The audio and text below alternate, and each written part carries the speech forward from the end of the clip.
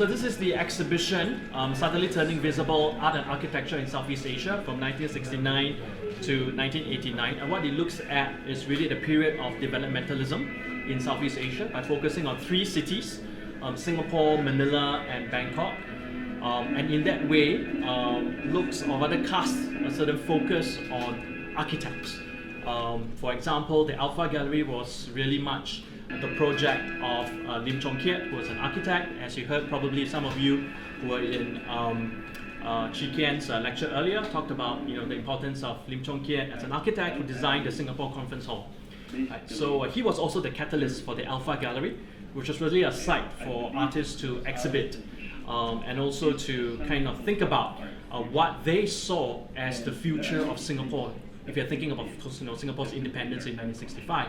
So architects were really at the forefront of imagining what these kind of post-colonial futures of these 3 cities would be. So we looked at Lim Chong Kiat from Malaysia, who was very active in Singapore, Leandro Locsin, who was the architect of the Cultural Center of the Philippines in Manila, and Mom Tree. So Mom Tree is here. And he was the architect for the Birasri Institute of Modern Art in Bangkok. So these three sites were very much kind of intertwined with the work of architects. And architects are really very much polymaths. And they're polymaths because they have to think about acoustics, because they build auditoriums, for spaces. They commission artists to make, large-scale works like Khoo Sui Ho's Children of the Sun. If you attended Chi Kian's talk earlier. So architects work with artists. They work with musicians. They work with writers, intellectuals, and therefore they were very much part of kind of bringing it together, almost like intermediaries, bringing together these different disciplines and practices. They are located in specific sites and buildings. So we worked with Michael to make these 3 models. So the Singapore Conference Hall, this is actually the CCP, and this is BIMA, Birasri Institute of Modern Art. Maybe Michael then would like to talk a bit about this project. So I want to thank the curators for having me. Mainly because in this project I resolved a few problems that I've been facing, which is mainly is storage issue. But what I did in this project is, instead of making different models on the same scale, which would mean that this would be huge and that would be very small, I decided that it would be on different scales but on the same footprint. And that was really helpful, so thank you. I just want to say 2 things. One is my abstraction of the actual models actually will probably make the architects either very happy or very, very sad. Because if you've been to Singapore Conference Hall, you realize the ground floor has tons of things happening. There are rooms and offices, but I've actually decided not to represent them because for me it's too much, and I felt that ignoring certain things would bring out the flavor of this Southeast Asian aesthetic a bit more. One key interesting thing that I discovered is that if you've been to the Bima site in Bangkok, you realize this, what I find quite irritating, host. Yeah. So when I went to do a site research, it's already abandoned, so you have to climb in.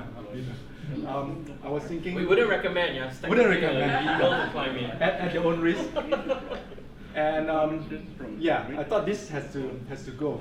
So when I built my model, I did it in my fantasy, my ideal way, without the post. And it was only after this finished that the curators shared with me that was the architect's original idea. So if you look at his model, there is no post here. Not here, not there. So it seems like abstraction allows me and the architect to have that affinity and agreement on what should be the way. The other thing I want to share is this project also allowed me to have a new format for my artwork, which is actually behind you. So what you see in front of you are actually 3 one-minute videos that I've captured. I've captured off Google Earth. So Google Earth is this application that you can download onto your laptop or iPad. where you can do a kind of like virtual fly over or fly through different places around the world. There's also historical function where you can actually look at how sites have changed over time. So what is depicted within this 1 minute each video is actually the process that is required for my model making. Mainly because I have varying information for the different buildings. Some of them I have quite good plans, and I could actually go on site, like conference hall, is near me. And then others, check out Bima. You can't see it because it's overgrown with trees. Yeah. So, but what it allowed me to do was to flatten that Google Earth image and actually do a measuring. And so when I was sharing with the curators about this, we were quite excited that this could be a companion or could be the work for my work for this project. So I just want to say my gratitude towards the curators for making my 3 models look so good by having all this archival information is in the form of me offering them more context to the show. Because I think the 3 subjects are the 3 institutions, BIMA, Conference Hall, and CCP. They are the stars, and I thought it's good enough to have a 3D version, but actually it would even be better to have this kind of like view of the surrounds of each site. Yeah. So that's my sharing for this project, which I won't dwell on in my sharing later. Is there a place that you feel at ease? It could be at home, it could be somewhere outside, it could be a person, it could be an activity as well. So let's take 1-2 minutes to do that if you like. Okay. Yeah, so anyone can kind of just participate and just draw on the sand. I think we have hand sanitizers after this, so don't worry about it. If you're curious, this is sand from Singapore, and we refined it further because you cannot find such fine sand in Singapore, and we can't buy sand from elsewhere.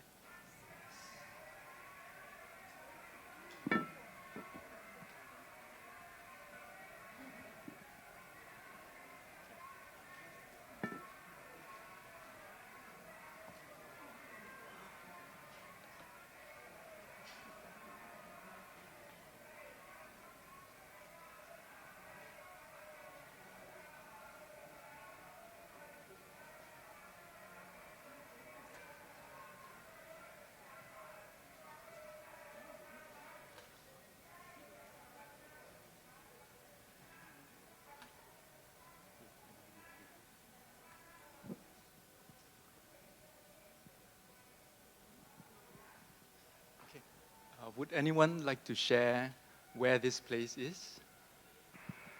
My school. Okay, so you mean when you have trouble at home, you run to school? I mean, last year I had my O-levels, so like I was staying in school a lot, so it kind of became my second home.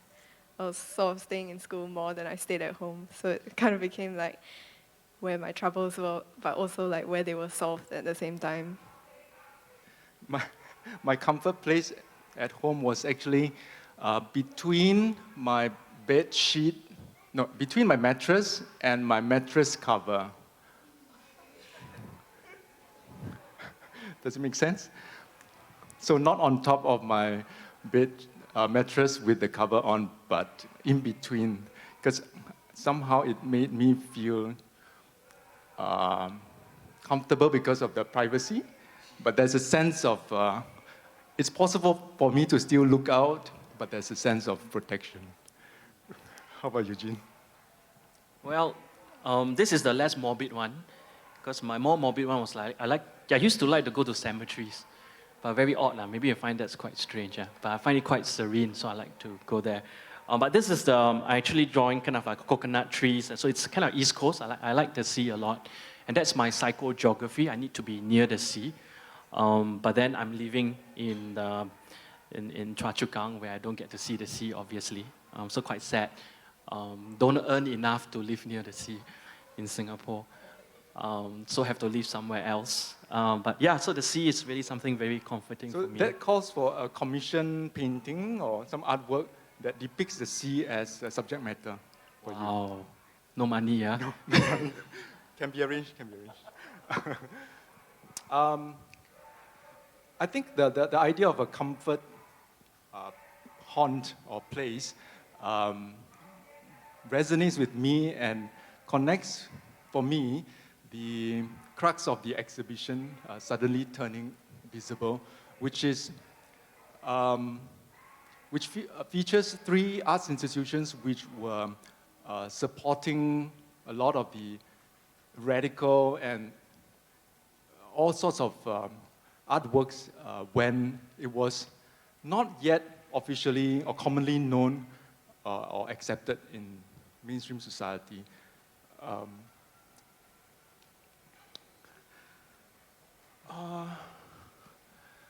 So, yeah, I start with this image because I think from this graduation photograph, you get a sense of some of the things that I did well and some of the things I did not. I think I did manage to hold the graduation scroll at exactly 45 degrees. Yeah, both my feet were pointing to the front, but I didn't know how to smile at the same time. And I think the gown wasn't balanced. So I think that kind of captures the way I have been living and making work as well. Sometimes it works, sometimes it doesn't. There are hits and misses. There are certain things that I keep changing around, but there seems to be, probably there are things that are recurrent. My reason for focusing on urban memory is that I don't have good memory. And I felt that maybe through art, I could at least improve that or add on to that limitation. For me, fiction is important because when you think about trying to understand the past, and a lot of the past have been either interpreted by some authority or could actually be misremembered or totally forgotten. Some form of speculation is called for. In the past few years, I've been observing the mood of Singapore's art scene. I actually changed the verb from examining to observing so that I actually don't have to do anything about it, just observing. And I think that there's good reason to sometimes just stay as an observer and not do something, even if something looks like it needs to be done. As well as the how to sustain creative independence. Today, I will divide my talk into 2 main parts. The first part focusing on my artworks that has architecture as its subject matter. And then secondly, I will look into some of my ground-up initiatives.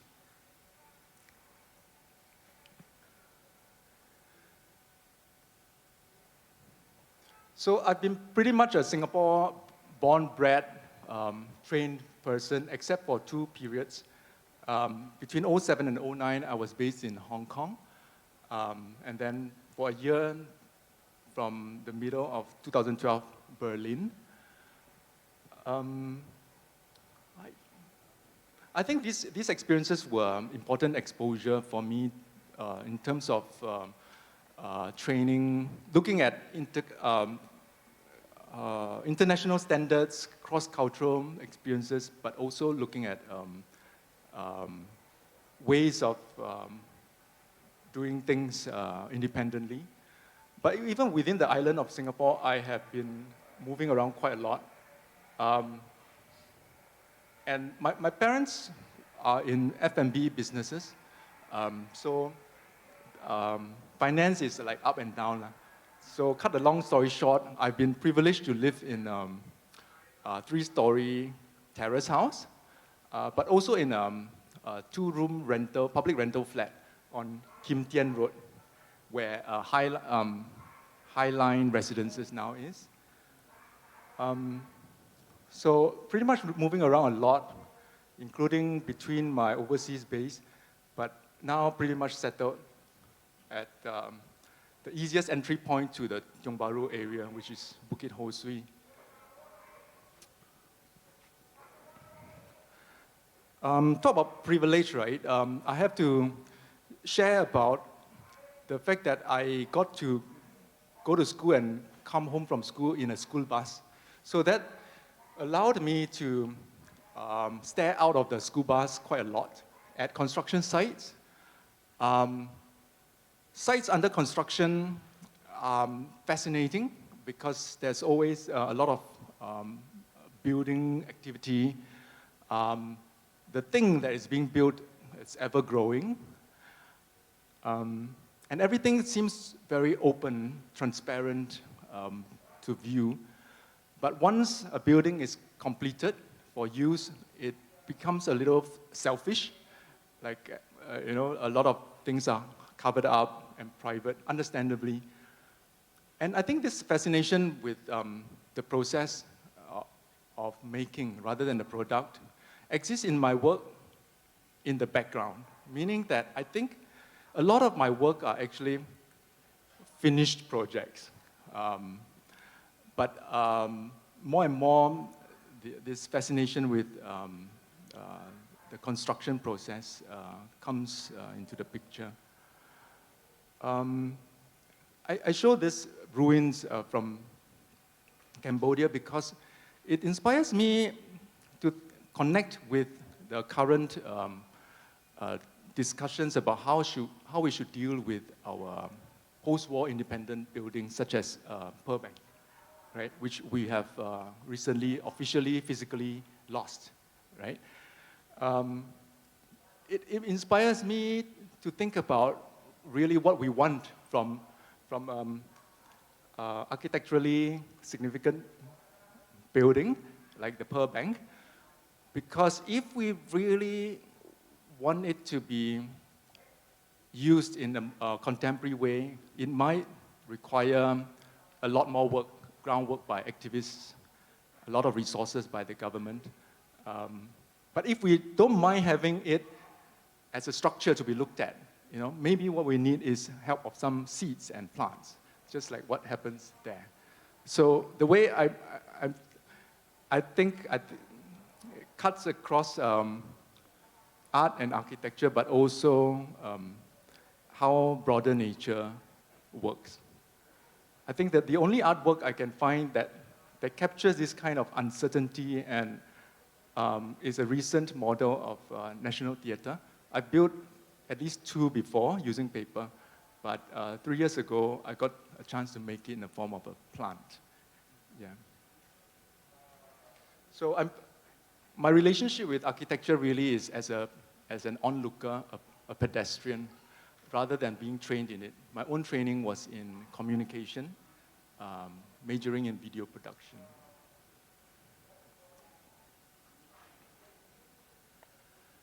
As with the architectural tools and language of model making, my very first architectural model was made because I was invited to respond to a group show by curator Cleo Tang at then Plastic Kinetic Worms. And I saw it as a chance to both deal with something in life but also in art. So the exhibition was meant to be centered around youth and relationship and sexuality. And so I decided that I would propose a home design whereby the residents of this home, the couple, will be able to continue living with each other without getting tired of each other. So what happens here, this very Corbusian-like kind of proposal was that each half of the couple actually has his or her own space, but if they need to visit each other or look at each other, they can see it through windows, or they can swim across the rooftop pool to do so. So I saw this project as a kind of quite neurotic in the sense of trying to control relationship from turning bad. Yeah. 3 or 4 years later, I made artworks that were no longer concerned about controlling relationship. It was a lot more about self-representation, self-care. So you see that in the image on the right, where an audience member is photographed by the mom as looking at portraits of me spreading around almost like fungus. So coming back to this chart, allows me to actually reflect on how, so this first broken heart actually is not my own. It's the official divorce of my parents. Okay, I know this is a bit too much to share, but I feel that it's important undercurrent to my practice. And I think that happened around secondary school time. But a bigger broken heart happened after I made that artwork, which was kind of gift to my partner during that time. And you know, the more you control things, yeah, it's like sand, right? Yeah. The harder you try to hold it in your hands, it runs away. And then the later broken hearts were smaller. So it comes with training, right? Practice makes perfect, maybe. After the first model, Start House, I found a subject matter that allowed me to kind of contribute to Singapore's history somewhat. And the first project was commissioned by Singapore Art Museum as a series of models titled City Planned, Tracing Monuments. Basically, the exhibition was a collection of works within the SAM collection to be held within 2 curved galleries at SAM. And so there will be a long walk between the galleries. So the curator was wondering if I could do something there. And what I proposed then was to fill the gallery progressively over the course of 7 months with models. And these were white paper models of buildings that were demolished or destroyed in Singapore's modern history. And you might remember this particular one as being the predecessor of what is now known as, okay, that hotel at Upper Pickering Street. Yeah, so it used to be 5 blocks of SIT flats. Yeah. I was thinking of a kind of equitable system in a sense that because during the course of my research, I found that it was very hard to find information from one single source. In fact, floor plans of the past were kind of distributed, depending on era, across National Archives, URA, and individual architects. So I was wondering whether there could be a system where whenever there's a building that is demolished, the model of this building is being added onto this lane. So I think what I was trying to get at in terms of being equity is also whether there could be this similar ways of treating human remains and architectural heritage. So 2 years later, actually 4 years later, I extended this project into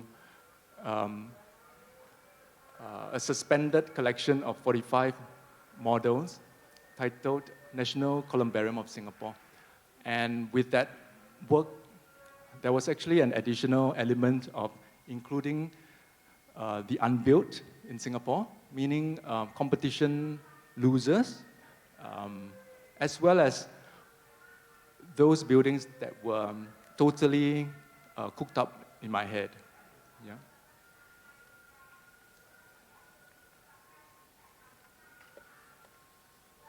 So I was quite lucky to get commissioned by different institutions to make works that combine both architectural heritage and art heritage. And the first one, actually two of these were from you, so thank you. Right, was 2007. The $100,000 Gallery of Art was a response to the unbuilt National Gallery designed by Ho Kok Ho, the architect and painter Ho Kok Ho. It was announced to the press and even with artist impression, but it was shelved. And so I think this thread of looking into the intersection of art and architectural heritage goes through even in my investigation of a lost mural by Chong Su Ping, titled Scenes of Singapore, which was commissioned by the Singapore Tourism Board. With each of these projects, I was responding to them using methods that were jiving with me at that time. In 2007, I just moved to Hong Kong, and I decided that I would start making handmade books as well. So I used that method to create this one called Plans, one of 4 books from the series. 2009, I tried out making light sculptures. Scenes of Singapore is also in the, can be seen in the Aki Gallery. And then in 2013, I chose 4 out of quite a number of ground-up spaces of Singapore's past. By that, I mean spaces which were not built or designed for art per se, but such as National Library, the old National Library, where the big hall was used by, in this case, Ng Eng Teng's solo exhibition. I also understand that Straits Commercial, in its, is it previous or current premises, actually dedicated 1 floor for artists to show works. So these were interesting examples of how ground-up initiatives were happening very much in the past. The theme of embracing failures also came into the picture in 2008 when I was in Hong Kong.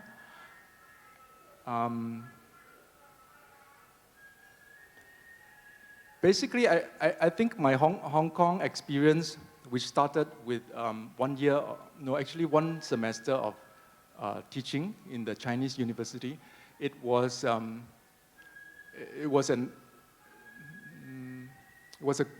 very good experience, actually very well taken care of, but it also very quickly fell into ruins, yeah, because money ran out. So I kind of, I started rethinking about our faith or fetish in success and signs of success. And so in my first major exhibition or participation in a major show, which was Guangzhou Triennial 2008, I decided that I would make a project called Constellations of Museology, consisting of 10 books that console people of their weaknesses or failings. So I think this fascination with failures continues even in my neon work, which is titled Machine for Living, Dying In. Because on the one hand, it is a combination of two architects' definitions of home, right? Corbusier's Machine for Living In, and Douglas Darden, Machine for Dying In.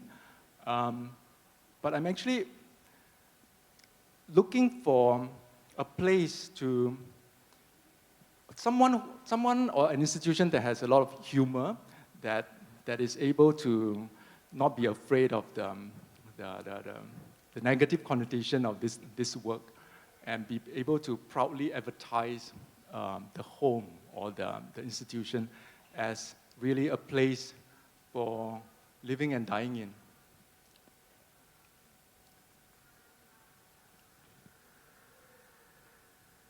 So coming back to this mapping, as mentioned, I have been a serial mover quite a lot. The first house there is upside down because it would be the smallest house that four kids were trying to squeeze into a rental flat. Because by that time, not only were my parents separated or divorced, they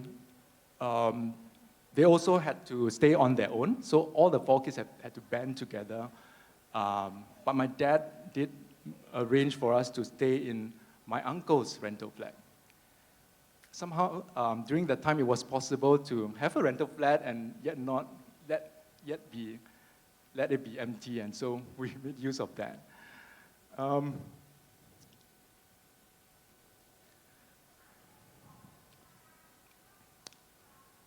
Yeah, the second house actually refers to my first home studio in Hong Kong, which I stupidly went to renovate. You know, during that time, I really didn't know about, what it means to reinstate or, rights of tenants and all that. I was lucky that my landlord did not charge me money to turn it back to original. So I finally did the thing that kids are expected to do, which is adulting, in 2014. And actually, I feel that is significant because it kind of changed the way I work as an artist too. So even before that, right after I came back from Hong Kong, I realized that I had more show invitations, but I had no work. So there was this anxiety to make things, and one of the outcomes of this anxiety was Secondhand City, which was a collection of 10 architectural posters that narrate the life stories of places, be it a building or a city. I chose this because I think it captures the kind of content I myself will be tickled with, and also the sense of humor. Let me read out to you this text that is talking about how this building called Shishi TV, how it works, yeah? So Shishi TV Tower, after David Attenborough. During maturation, the Shishi TV Tower grows in size until it bulges and almost bursts at its seams. At this point, it will have built up such a force inside that the slightest contact makes it explode. And it does so with such power that its offspring can be shot as far as 15 kilometers away, some beyond the stratosphere. Please hide in a bomb shelter to avoid fatal impact with these pretty young things. So what's happening with this series really is kind of multi-field or disciplinary kind of dialogue that is totally unuseful and maybe entertaining, but absurd. And so I think you get get a sense of my reference to botanical history, as well as when I mentioned pretty young things, I was actually referring to the anxiety of young artists in Singapore in terms of the PYT in Singapore, President Young Talents, as a rite of passage.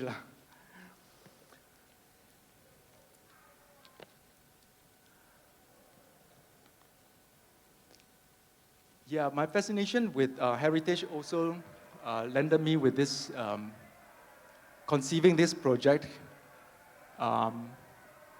called Office Architect, which was a retrospective exhibition for a fictional architect of Singapore, Mr. K.S. Wong.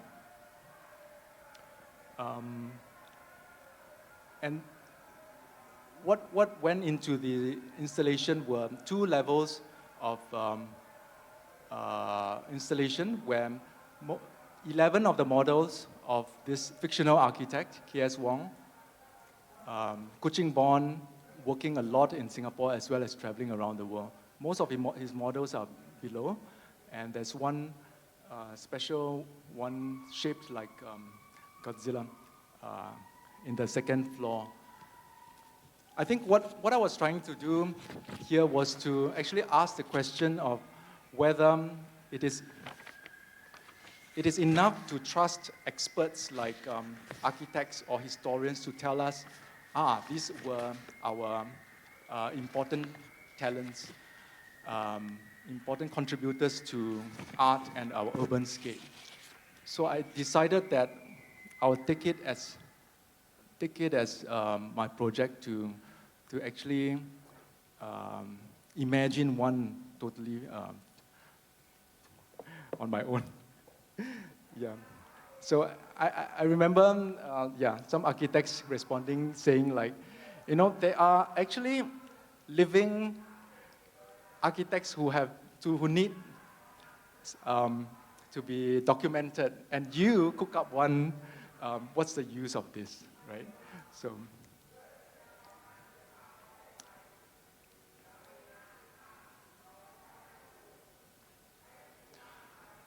Money-wise, yeah. So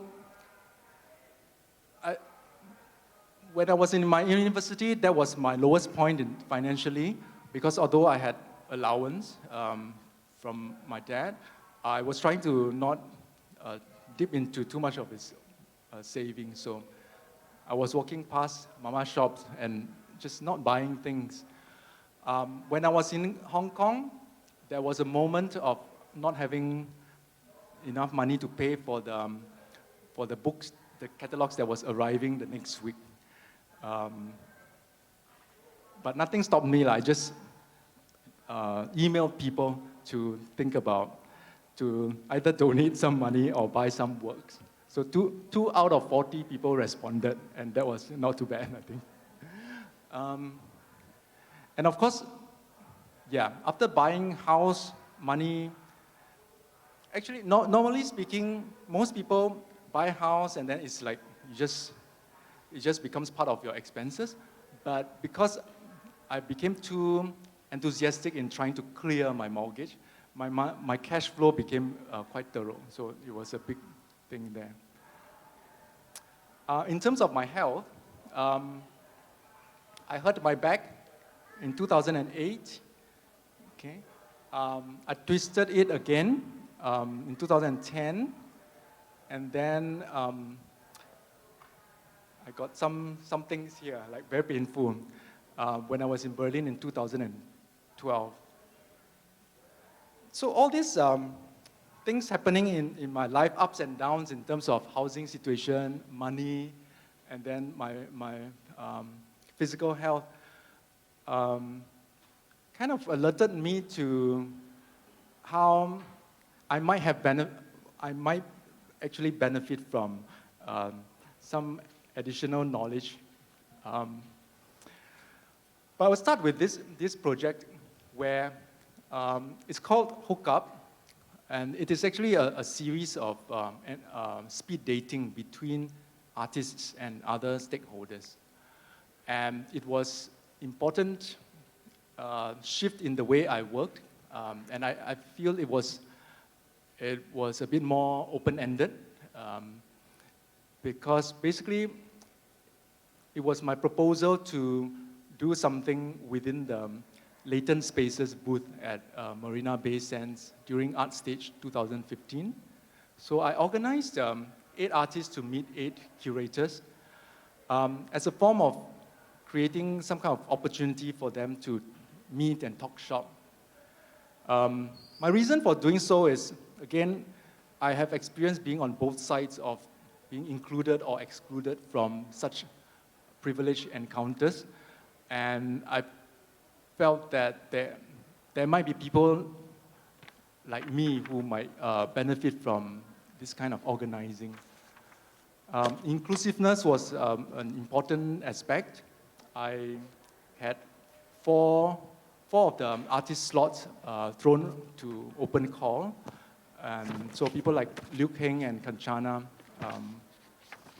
won the lucky draw. A clashing kind of aesthetic was quite important for me, in the sense that I think one of my friends described Hookup 1, the image on your left, as appearing quite surreal, because everybody were like in suit and tie and looking at artwork and paying for artwork. And here you have people in this kind of, pulling colorful chairs together and seriously talking shop. I did a second iteration in the August of that year in a laundry shop on Rowell Road.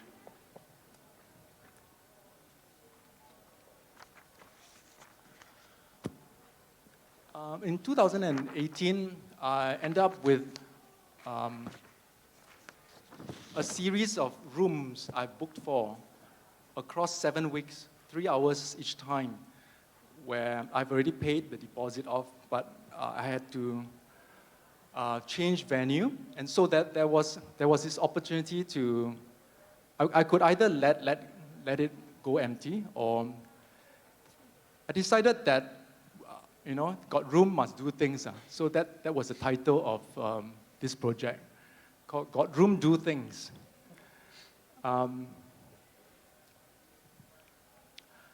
And basically, it was a series of life skills workshops and talks, 8 of them.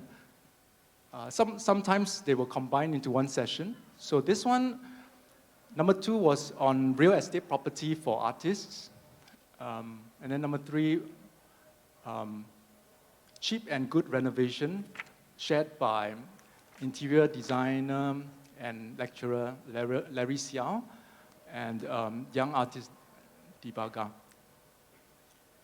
I think I kind of continue this strand of trying to fill in what schools couldn't provide formally in my recent workshop with art teachers. The workshop was titled A Self-Care Guide, Teacher-Artist Edition, and when we displayed the work at the end of the 4-day workshop, we titled the presentation, Never Say Earlier.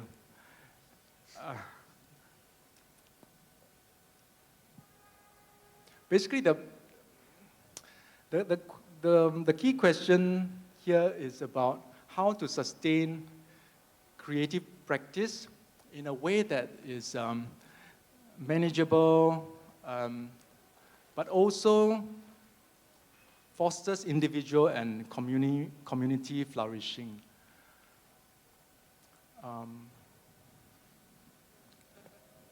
And so then this Facebook group that I started, called Money Lowbang, I started quite a few Facebook groups, but they have varying levels of success.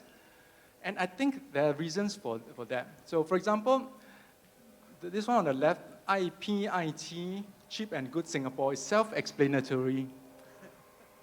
The membership never grow beyond 75, but Money Lobangs for part-time educators and other creative independence is growing. Now it's about 1.3. But it was started in January 2018, which was exactly about 1 year after I felt I was at the lowest point of my finances.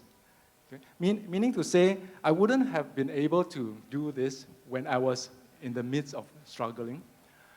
But part of the reason I felt it's time was encountering articles like what I saw in this one by Guardian, whose headline is, "Facing Poverty, Academics Turn to Sex Work and Sleeping in Cars." Basically describing the precariousness of being an adjunct professor, and I'm one myself. So I think another reason that it works is there's a lot of information that could be shared.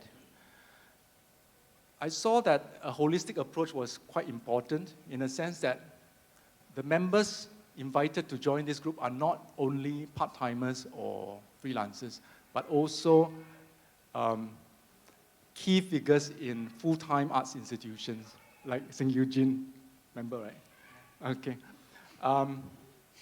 Because I truly believe that for sustainability of the whole scene, we need understanding of those who are having 9-to-5 job as well. Light touch as well. I didn't have to do much here because it's all community contribution. Just want to end with this question of who's not here.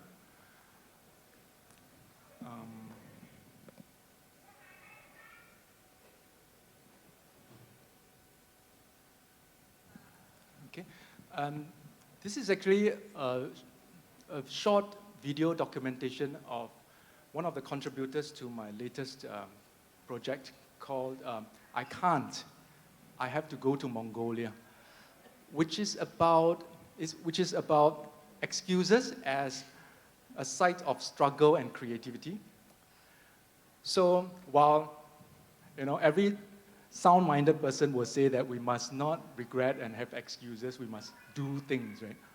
Here in this project, excuses become a point of discussion about various myths about the art scene, such as the need to show up, the need to turn up at openings and at talks. By the way, I'm very grateful all of you are here. But really, some people just can't turn up because of circumstances, or they don't wish to.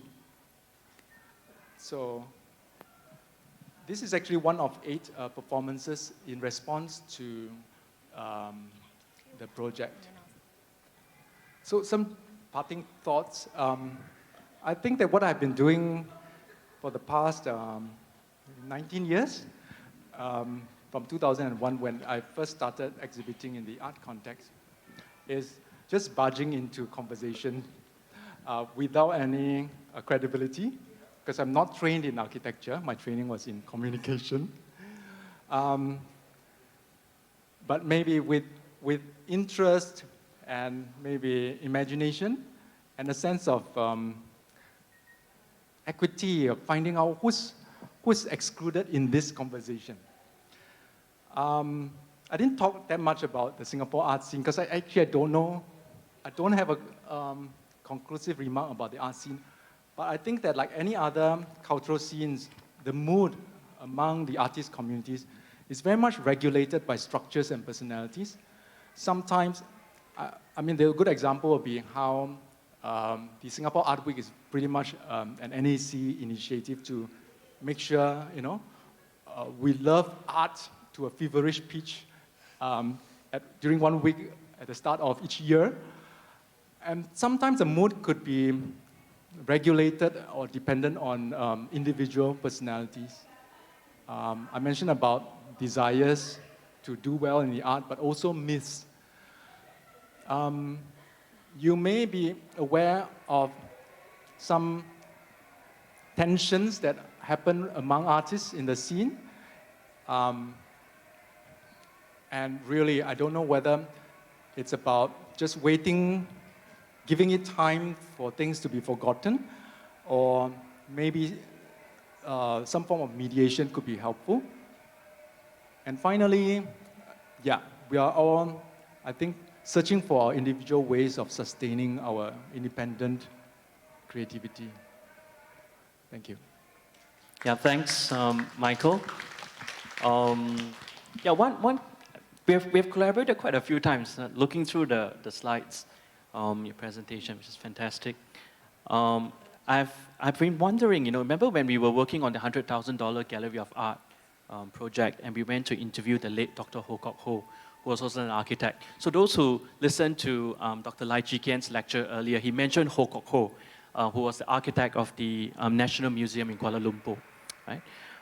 So at that time, we had the privilege of interviewing Dr. Ho Kok Ho, and that developed into your work for the $100,000 Gallery of Art. And then you mentioned about the other project in 2013 with that imaginary fictional architect.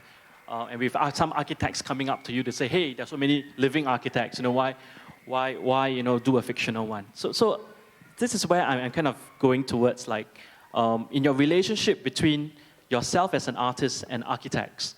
Obviously, there were moments of tension, like in 2013 with the fictional architect K.C. Wong. By the way, do you reference K.S. Wong? K.S. Wong. Do you use K.S. Wong because there was a photographer from Kuching called K.F. Wong? No. Okay, I'm just curious. That's a nice, interesting link. Okay. Anyway, so yeah, these moments of tension, right, that also appear, but there were also moments of kind of connection that you had with Ho Kok Ho in the 2007 project. Maybe you can share with us about your kind of relationship with architects and how that has also shaped your practice as an artist.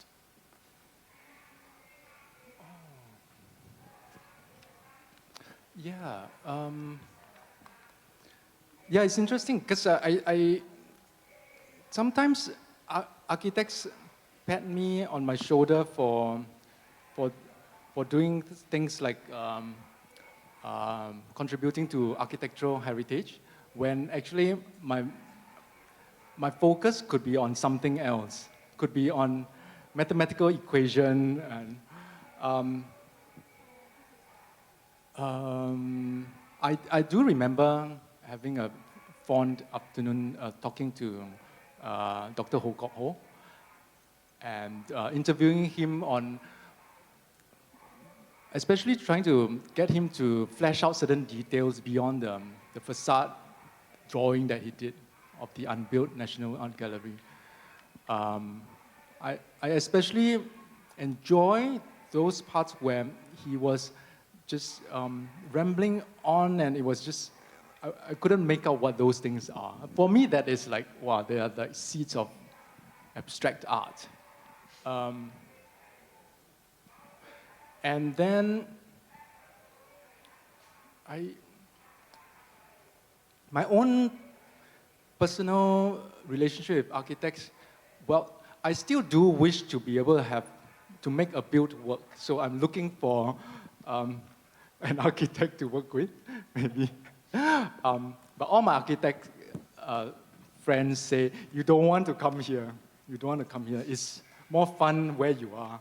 So still looking. And maybe this architect might not come in the form of a living person either. So maybe it's about time to pay homage to Dr. Ho Kok Ho. And maybe with the help of a medium, we can get his participation and input on how this homage could turn out.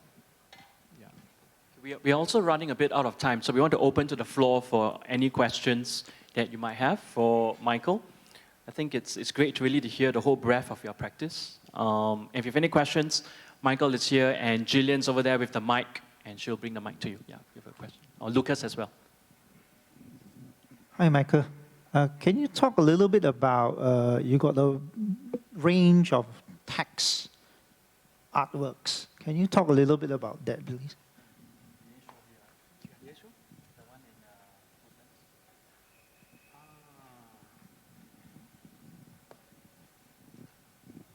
Yeah, so I considered finding this title part of that fascination with words. And recently, I think 2 years ago, I did one large-scale one that says, "How are things?" from the Woodlands Stadium grandstand. Sometimes I collaborate with other artists, like Perception 3. So last year we did one for iLight, titled Where Do Stories Begin? Where Do Stories End? Yeah. In general, I find language to be this double-edged sword. It's a burden,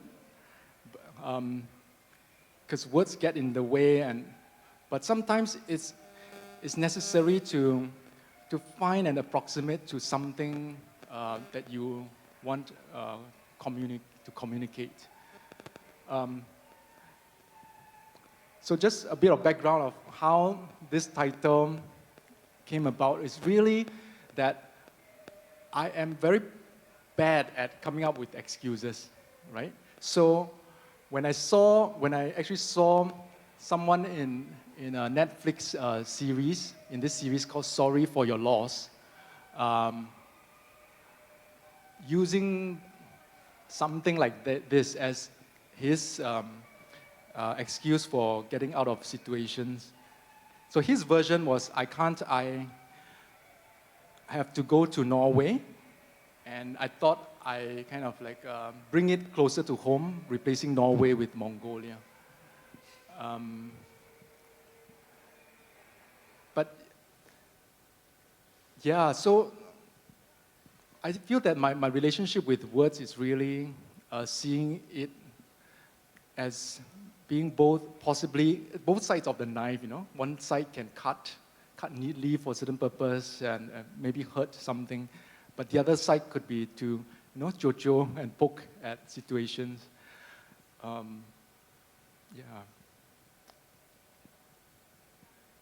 Yep. Shall we open up for one or two more questions?